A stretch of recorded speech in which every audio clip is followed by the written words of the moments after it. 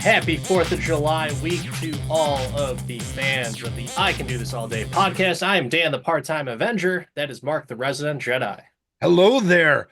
This is a very special time of year for us where we celebrate and absolutely rock out to a movie of our favorite and the most American of American actors, the one, the only, the Captain, Chris Evans. 4th of July has always been our Captain America Chris Evans appreciation episode.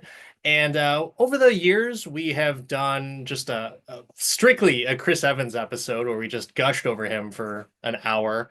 Then we went to watch, I believe it was Ghosted with Ana de Armas, with a couple of MCU fellow cameos in there.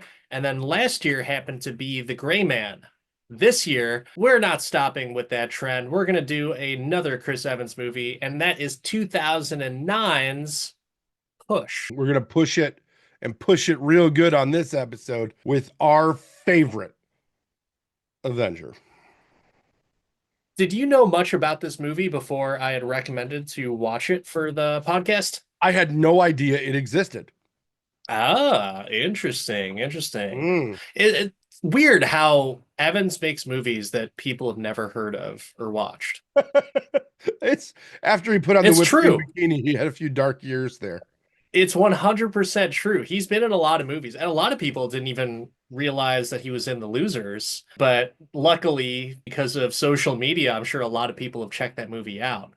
This is one of those movies that I've never seen any clips of on the internet. So There's a that's reason. the super interesting piece of info right there. But you might be telling your hand, it looks like there's a reason why you're saying there's a reason why people haven't seen this. So this was in 2009, directed by Paul McGugan, who was the director of Lucky Number 11. Did you ever check that movie out? It's a good movie. Did you like the style of Lucky Number 11? It was a very popular style at the time, a little Guy Ritchie-esque from its initial runoff. A lot of quick action and things. It aligned for me. I liked it. That is a director that I've never really paid too much attention to. I liked Lucky Number 11, but at the same time, I wasn't thinking to myself, I want to see more movies by that director. But to be fair, at that time of my life, I don't think I was interested in directors at all. Maybe just the actors for most movies. And you know, a lot of people are like that. So as we've gotten up there, both in age, but also podcast age, I think it's only fair to critique some of these movies by their directors and their work. But Chris Evans, he has powers. What did you think of those powers? Basically, the Nazis gave him the Force. The Nazis. Oh, I me. mean, it was the Force. Chris Evans and all of these people were using the Force. They had visions of the future. They could pick things up and fly them around. They did the Force push. I give them a lightsaber, and it's a Star Wars movie, basically. Little Okay. dystopian. I couldn't decide early on if it was more X-Men or Star Wars because I'm like, oh, they're making mutants. That's very Weapon X of them. But, we got there. I could tell you the plot, but I think the viewers want to hear your version of the plot, Mark. Oh, I got this. We got this. Our hero, Chris Evans, has been altered by the Nazis. And as a result of that alteration project funded by Hitler, he comes back and knocks out those Nazis and wins the day. God bless America. Did they make him into what he is, or was he just born that way? Well, they made his dad into what he is, and then he was born that way. I honestly don't know. I No, at don't the beginning remember. of the movie, they did the prologue about how the Nazis experimented on people and gave them these push powers. And then once the Nazis were defeated, Division took over. So Division is kind of like Shield. Or the Nazis. Well, They're like The Hydra. shield Shield, technically which was is really always Hydra, Nazis. which is Yeah. really the Nazis. Well, So if so this facto, I'm your this was boss. just a really dumbed down version of that where they could not get sued by Marvel. You got the movers, pushers, watchers, and bleeders. I heard you making some jokes about the powers, or at least it seemed like you were talking about it in a humorous manner. Are you not down with the powers? Do you not find them believable? Do you think it's just like, why are we watching this? Set up the powers, make them consistent. I'll go with it, and I think that they did that. Those that were more practiced, it worked with, and I think that they didn't make anybody like super overpowered, like say Rey in all of the sequel trilogy movies, where like magically she could do things that Obi-Wan couldn't. Um, I think that this gave a consistent powers for a sci-fi movie and layered them well to where our Chris Evans, Captain America, really could shine. What power would you want? I mean, they all had the same power, right? It was just they could use part of it. Like some of them pushed all of their abilities to the surface where they could both see the future, both pushy things, both levitate, and both like sniffy smell things. Right? Or No, were the they powers, all have separate powers. but the one girl could do it all. Which girl? The girl with the wide eyes that got injected, that was his girlfriend, his No, Coney she can't Island push. doll. What? She is the she's is that a pusher She was or punching with no? the push. Was she? Yeah. Dude, And did I fucking remember watching this movie or not? and Like the I dude really don't from remember. the dude that worked Yeah, for yeah. Ronan also could flip people's minds and had the push and could see, like, they all had, some of them had more developed powers, but they were I all in the think same spectrum. I think there are different yeah, I mean I guess I so. watched it once and Yeah, that was my impression. The yeah. one thing I I'll don't say think about this that's movie is while I was comfortable with the action and the things, it definitely didn't draw in all of my ADHD attention. Uh, I would say that I crushed some candy while I was doing this at the same time, and and I said that to my wife who was watching it with me. I was like, it wasn't bad, but I was, doing something on my phone at the same time the whole movie and still kept up with it, still watched it, but was still like, okay. So you didn't watch it. All right. I That's watched that's it. my that's my definition of not watching a movie. Like if Not watching I a movie believe is me, not turning it on. I did not watch a movie with my family tonight because I just kept on flipping to my phone. So that's my definition. Mm. Viewers, listeners, chime in. If you are constantly looking at your phone during a movie, did you really watch it? We want to hear your comments. The Comment tree below. falls in the forest but lands on your head and you go deaf. Did it really fall? Or did the chicken just cross the road? Who Mm. knows? I think for the powers, I thought they were very interesting just because you have, you know, Chris Evans' character Nick trying to master his art of gambling, if you will. Yeah. And I thought that was an interesting take because like you see some of that in some of the TV shows and some comics where it's like, oh, it's always the bad guys trying to prosper from their powers. And I don't think he's even trying to do that. He's just trying to make a living and stay alive. I don't he has a bad gambling problem apparently, but uh I think that power would probably be the coolest because you could do so many cool things like the whole thing with the guns where he just like threw them up in the air and that was kind of his backup. That's badass. I would love That's that power. telekinesis, Kyle. That is Yeah, so no. freaking cool. Telekinesis is a fun power. And the fact that you are able to have some other specialty powers in there, like the bleeders, is just kind of a strange, weird one where you just like you scream at someone, it just has a supersonic sound. At least They needed to rename that into the toddlers. the Like, toddlers. that was straight up just tantrum. I threw a temper tantrum. The temper tantrum brothers.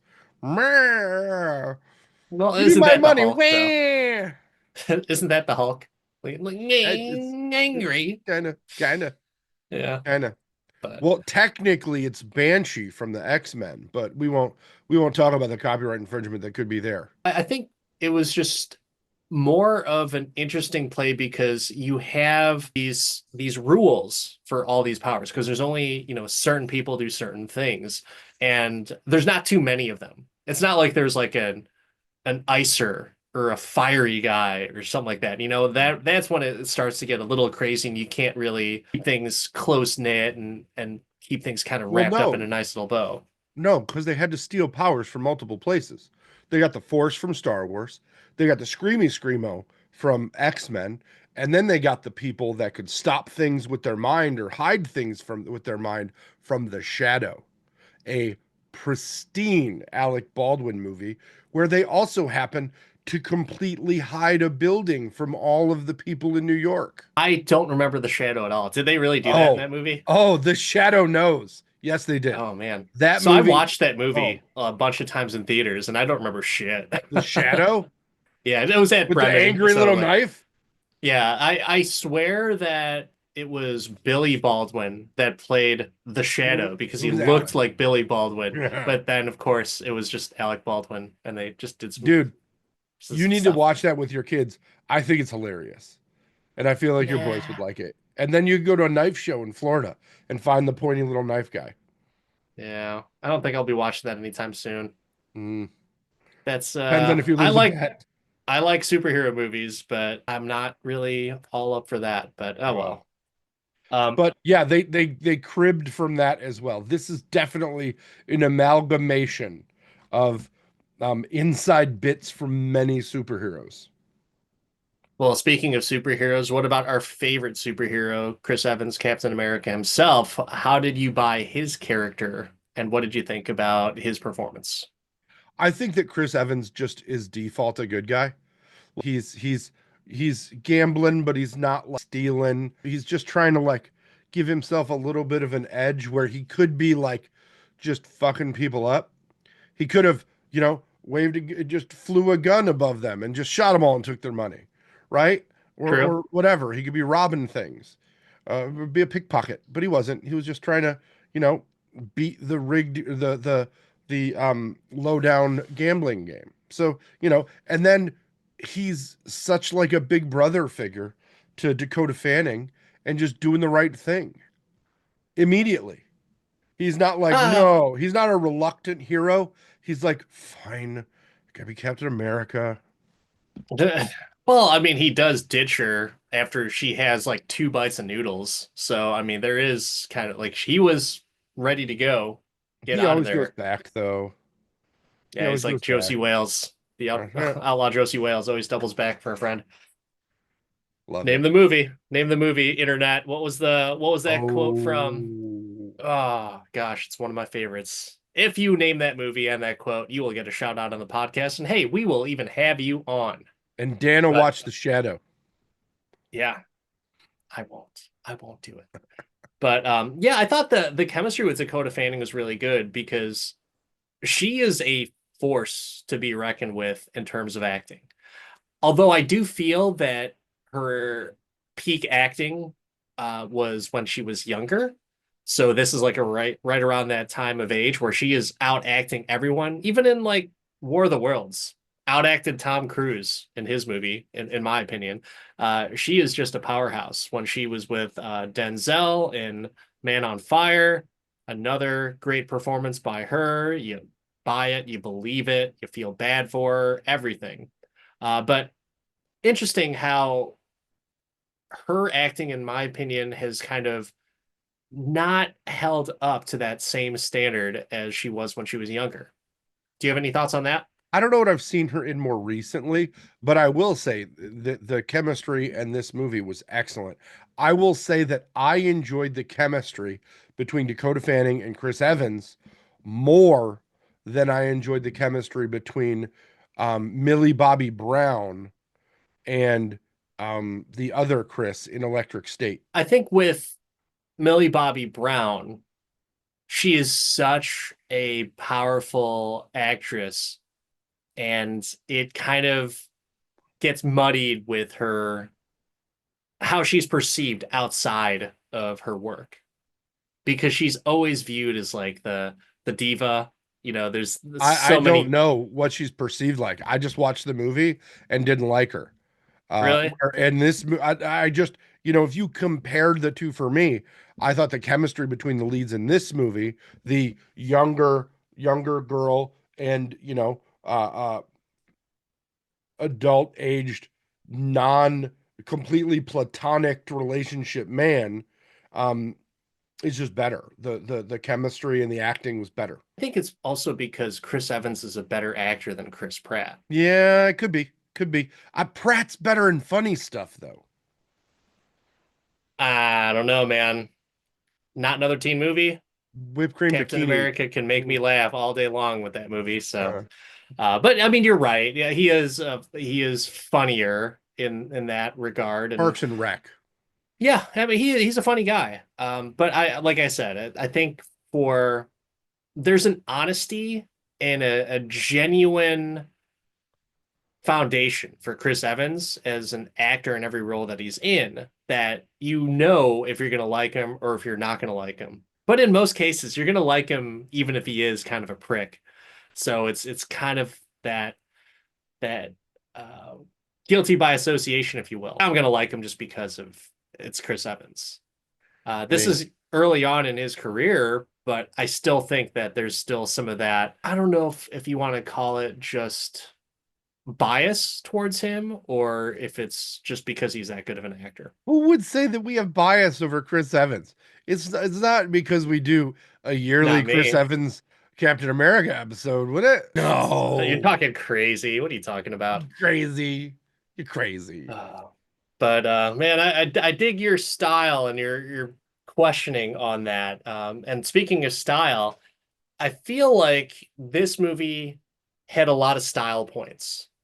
You've got Hong Kong as a setting, and it showed like the true Hong Kong of the like the gritty side of it, not like the high roller type of Hong Kong atmosphere. It was the ugly part of Hong Kong, if you will.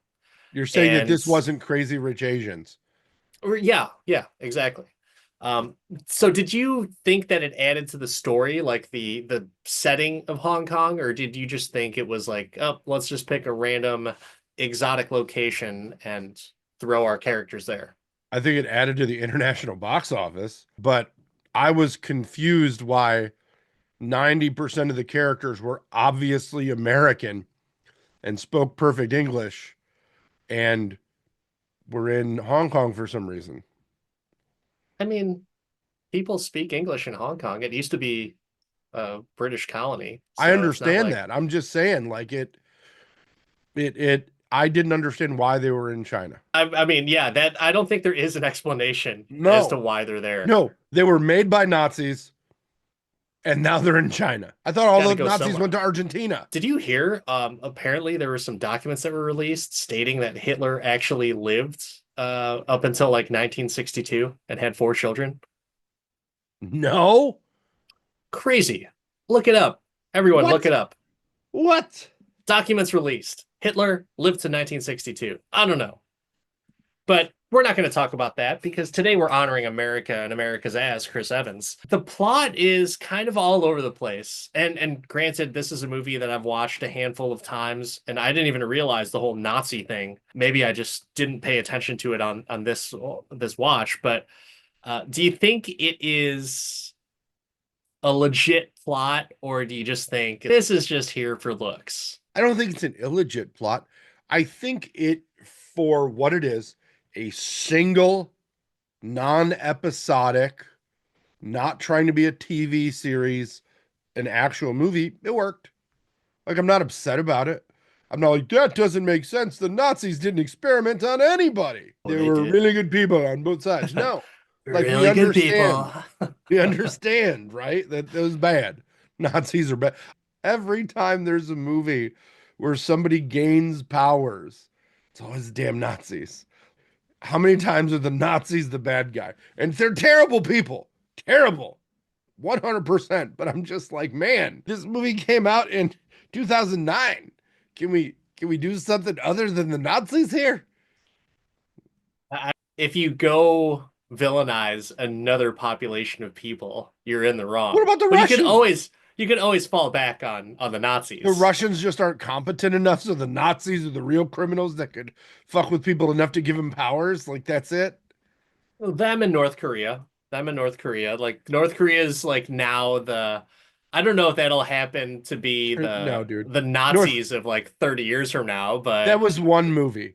That was Team America, and while that movie is amazing, that's the only movie that's vilified North Korea in other than that movie with Seth Rogen and He Who oh, Shall Not Be Named.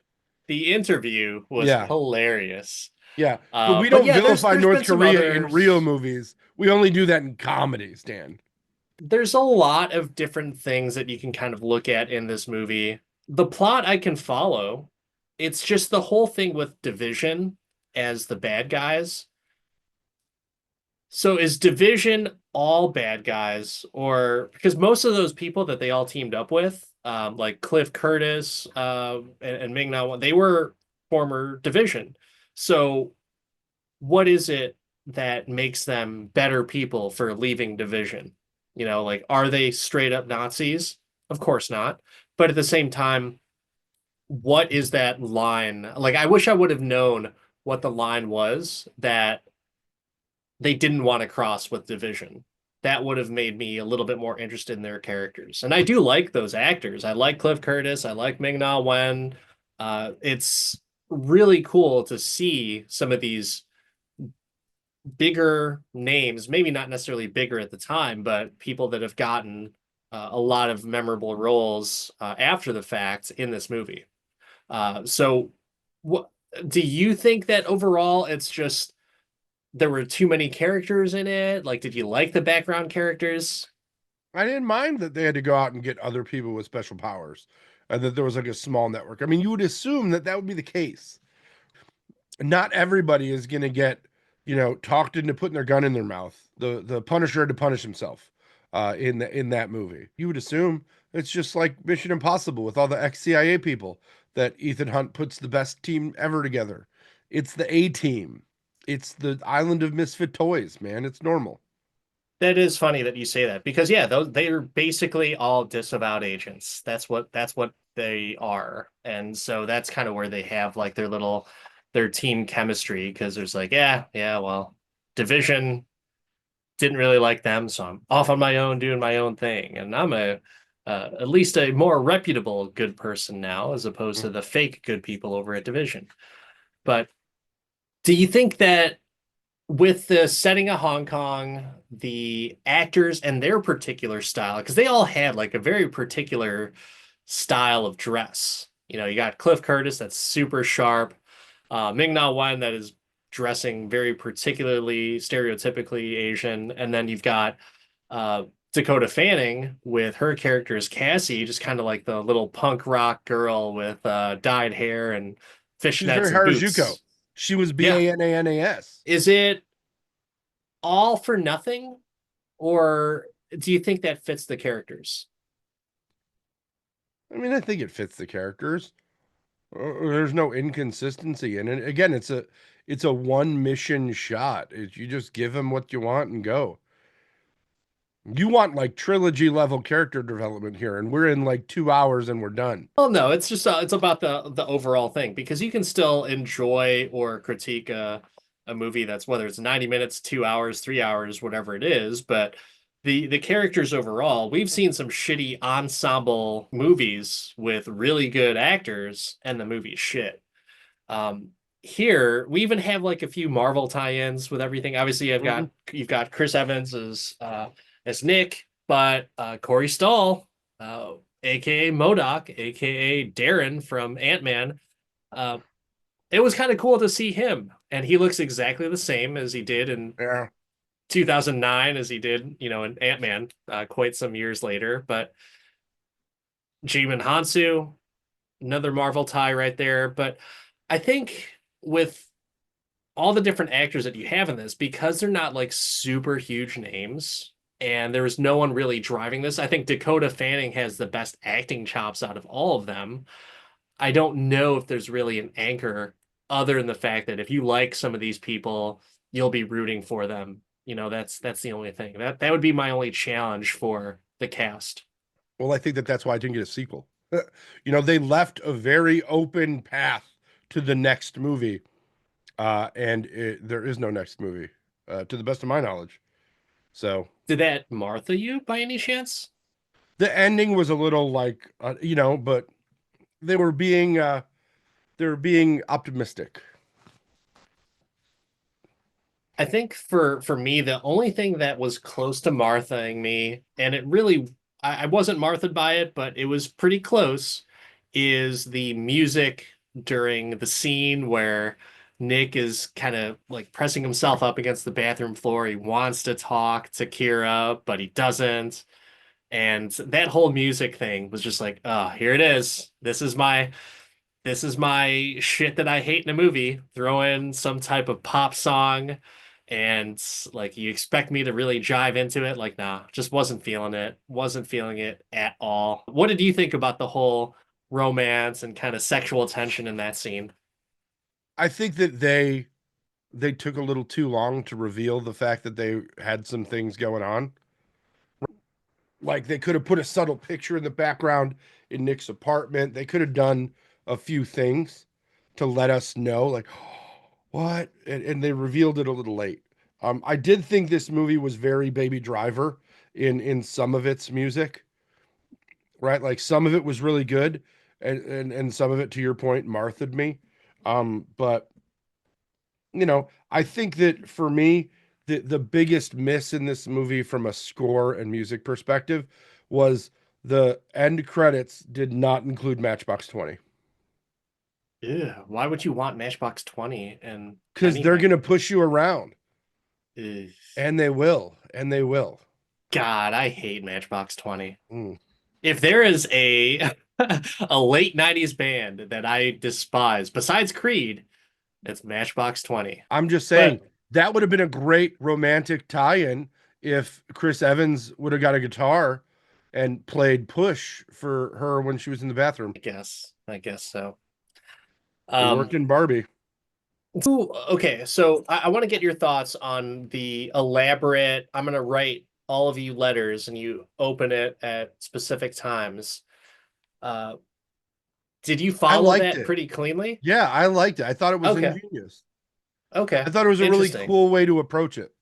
I thought for Um, sure you were gonna shred that apart. Like, wait, I'm gonna no, fucking write letters and okay, uh-uh, cool. no, because it made sense.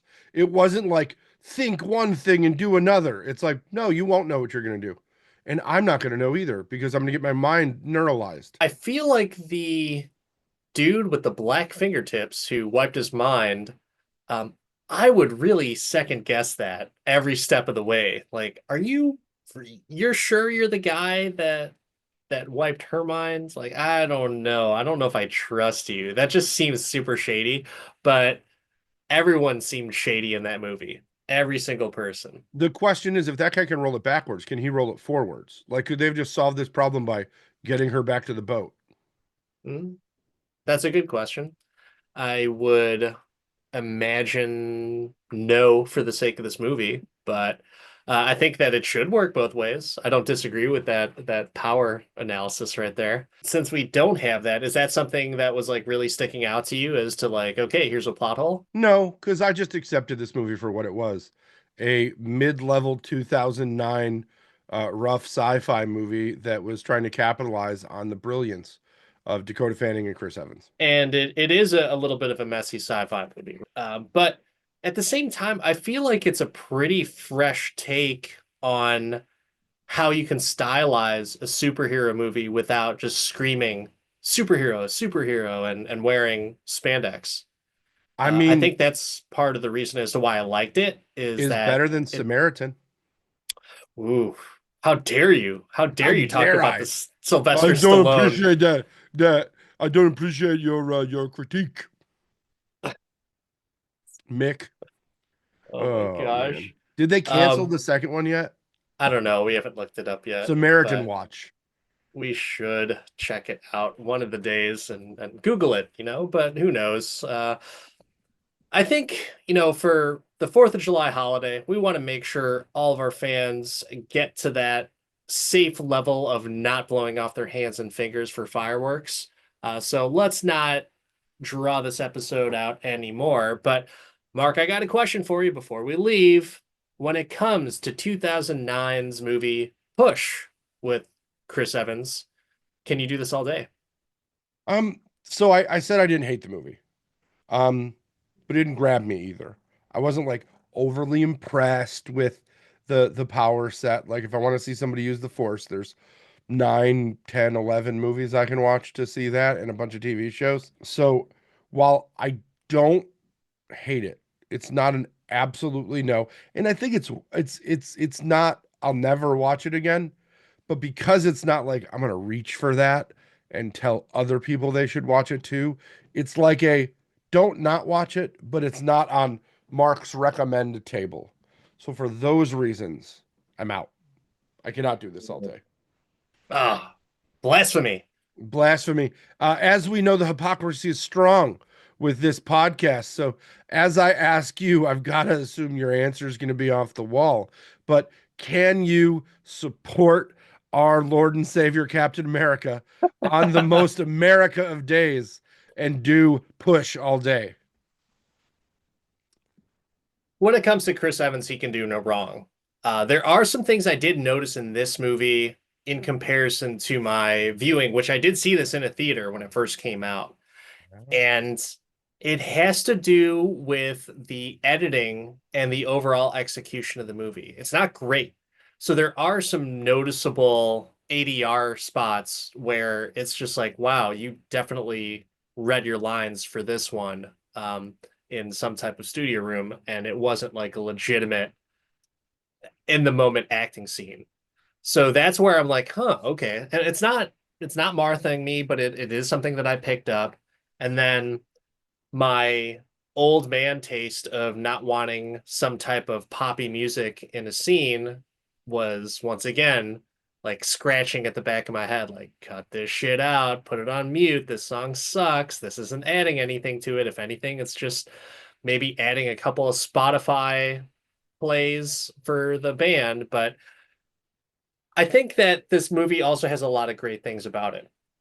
You have an original concept for a movie, a really cool setting in Hong Kong. I like the grittiness of it. I feel like Hong Kong is another character and adds a lot of different dynamics of just trying to navigate Hong Kong at night, trying to survive because Division's looking after you. That's kind of like a really cool thing for me. When the setting is dangerous and unpredictable, it adds to the movie. The plot I thought was cool. I dig people with powers. I dig evil guys trying to harness those powers and use them for, you know, immoral things. But at the same time, you also have a really cool cast that is spearheading that. So Jamin Hansu as the villain.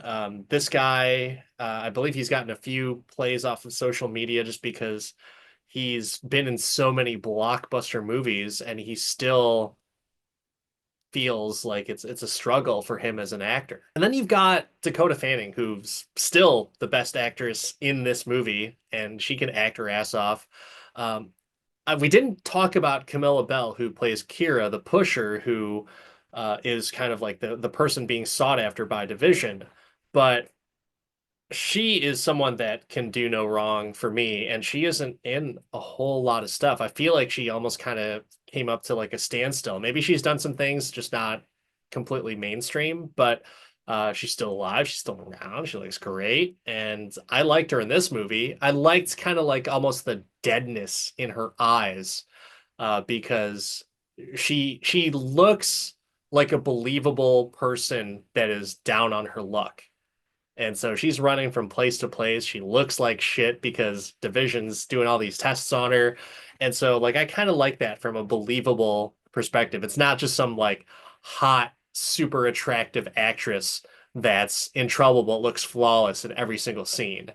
She looks like she's had rough times in a lot of the different scenes. So I'm cool with that. But very very diverse cast. Ming Na Wen, you got that from some nice Star Wars ties. Cliff Curtis, for anyone who's a Fear the Walking Dead fan, he was also in that movie. But Chris Evans and Cliff Curtis also starred in the movie Sunshine together, which was a very interesting watch. Maybe we'll check that out for next 4th of July. But I'm going on about this because I want to give this film some credit. And what ultimate credit is there besides saying that I can do this all day? Because of the cast, because of the adventure, because of the fun. There are flaws in this movie, but that's okay. It's still a better movie and more entertaining movie than a lot of the shit that we've watched in the past year and a half. So that's my reason I'm sticking to it. And besides, it's the 4th of July and the 4th of July week, so salute to you, Mr. Captain America Chris Evans. I'm all for you. Well, that, I guess, brings us to the end of this rambly 4th of July episode. Hopefully, you didn't light a sparkler at the beginning and burn your fingers off by the end. When it comes to movies and the podcast, I am going to speak from the heart all the time. And you know what? That's what you should do as an American. As a matter of fact, if you're American, you're listening to this podcast, go watch a movie right now. Go watch Push. Go watch something else. Who cares?